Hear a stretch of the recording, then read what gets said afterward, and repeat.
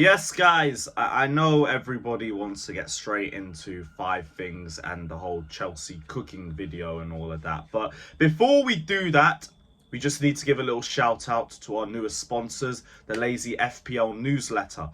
These guys are sort of like having your own assistant manager who emails you 24 hours before every deadline with a quick and sometimes funny breakdown of everything you need to know. 99.2% of subscribers said they did better last season by reading it. You guys will too. Subscribe for free by clicking the link down in the description below. Back to reality.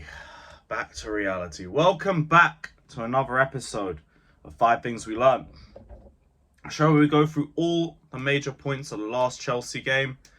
And we're back to losses. Another loss at the London Stadium. 3-1 to West Ham. And that was the second half of nightmares. Absolute nightmares. Before we get into it, as always, hit the like button, subscribe, all of that crap. Check out my personal channel, Carefree Lewis G. Link should be in the title and in the description below. And oh, what a dead game that was. First half, I'll say it was a game of 2 halves because we should have had that game sorted by half time. If Enzo scores the penalty, maybe it's a different game. If someone scores one of Sterling's chances, maybe it's a different game. Poor Sterling, by the way, but we will delve into his performance later on in the video. But yeah, he left his one good performance for the game everybody else decided not to turn up for. It's dead. It is dead. West Ham scored early off a corner because just even the build-up play to that goal was just atrocious. Ben Chilwell, what are you doing in the build-up? That was horrific. Absolutely horrific. But we didn't let the pressure get to us at that point. If anything, we still continued to dominate proceedings. We made chances, just didn't score until a moment of magic from Chukwuemeka equalised the game for us. Although in typical luck for us, the one player who plays well for us gets injured. Just like that. Get well soon to Carney Chukwuemeka. But as soon as he came off the pitch, that was it. And it was mainly because of Poch's substitutions. I'll be real. What he did today just didn't work. And it's fine. It's early days. We're not going to jump to conclusions on the manager and everything like that. But today was an L. It was an L. We can call it what it is and we can move on. We just continued to just look dire going forward. The progressive play wasn't good enough. The chance creation was weak.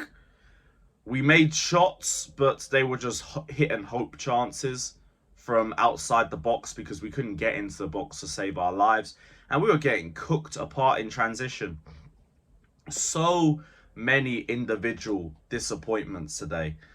And I want to say you can be critical without throwing these players out and saying they're not good enough. There's some players who I'm really starting to question. There's a lot of players where it's like, you didn't play well. We need a little bit more. But we need to be real about the position that we're in. We need to be real about what went wrong and what we need to improve on. The first point I want to make. Intensity dropping, especially after West Ham went down to 10 men. Straight unacceptable. The players just gave up. They gave up. They couldn't break West Ham down and they just gave up. That's not on. Some of the passing I saw just seemed lazy and lethargic and clueless. It felt like Sarri ball, Lampard ball, Potter ball, Tuchel ball all rolled into one. Just aimlessly passing the ball around for the midfield, to the wing backs, back to the midfield, back to the wings. Someone puts a crap cross into the box that leads to nobody. West Ham break. We get the ball back and rinse and repeat. That was the entire second half, except West Ham scored twice at certain points. That was just it. We needed to keep the intensity up. We needed to keep the movement up in the final third. We weren't doing that, but everybody just fell asleep. And that's something that needs to be worked on. The second point. This is where I think the game fell apart. And it wasn't the Enzo penalty miss. I get if he scores, maybe it's a different game. But ifs and buts don't mean anything. They don't mean anything. Where we lost this game was Chukwuemeka off and Mudryk on. That killed the balance. It killed our build-up play. It killed our play out the back. Mudryk just in general killed everything. He was particularly shocking. And I do need to see a little bit more from Mudryk in future because his output just hasn't been good enough right now. But I'll give him a bit of time as well. But that is where the game was lost. It should have been a midfield for a midfielder.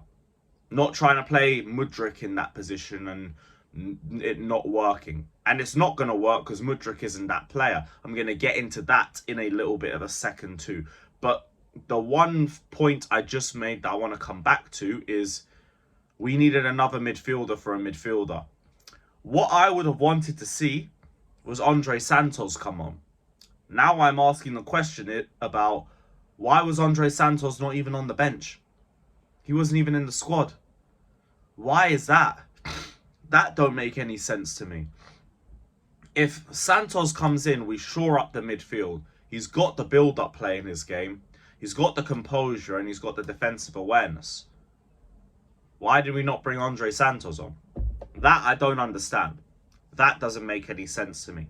Now, the second point I made about the Mudryk-Carney sub led into one of the other points, which was where is Andre Santos. The other one is Chilwell at left wing over Mudryk. I do not understand it. I don't get it one bit. And I know people are going to say, oh, Mudryk's performance yesterday is why he doesn't get any starts. And to a point, you're correct. To a point, you're correct. I'm not going to say shut up like I usually do. I get that. What I want to say is Chilwell faces very different scenarios to what Mudryk faces. I don't know if you guys have noticed that. When Chilwell plays at left wing, he gets the ball in space. He gets the ball and he's got a lot of time on the ball to make his decisions and play well going forward. And Chilwell can do that part of his game fine. But he's a left back. Like, very questionable left back, especially defensively. But he's a left back. When Mudryk comes on, the game's tighter. West Ham are sitting back. He's got less space to operate in. And that kind of plays a part in his performance too. Why are we not playing Mudryk over Chilwell? I don't understand that. And no one speak to me about defensive responsibilities and all of that shit because Chilwell doesn't offer you that anyway. Chilwell's crap defensively and I've been saying that for the longest. So why don't you just play Mudryk? Why don't you just play Mudryk? That would make a lot more sense. I want to at least see what he can offer me going forward with that sort of space. Chilwell can give me 1-2s, good crosses, the odd shot. I need to see what my actual left winger can do at left wing over playing a left wing back in that position. Doesn't work for me because I understand that when we're out of possession, we play in a back five. Cool. But when we're defending, I don't want Ben Chilwell. So it doesn't make any difference to me anyway. Chilwell is a liability defensively. So I want that experiment dead personally. Put Mudryk at left wing. Let's see if you get a little bit more out of him at the start of a game. Final point, Sterling. Poor Sterling, man. I have spent so long saying, wake up. Wake up. You are the veteran. You're not doing anything. I need you to do something. And he finally wakes up and the rest of the team go into hibernation. What do you do, innit?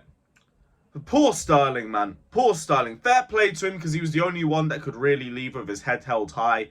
He tried. He tried so hard. But for every time he got across into the box, nobody was there. And when he was there, the ball got missed by Jackson and it got missed by Chilwell. And just a mess. Just an absolute mess. Sterling, don't drop that motivation though. That was sensational. Please, please, please keep it up. But yeah, guys, we are going to end the video here. Big up to everybody that's locked in. Hit the like button, subscribe, and all of that crap. We'll see you guys for the next game. We must beat Luton. No ifs, no buts, no candy, no nuts, no nothing. Beat Luton. We'll see you guys soon.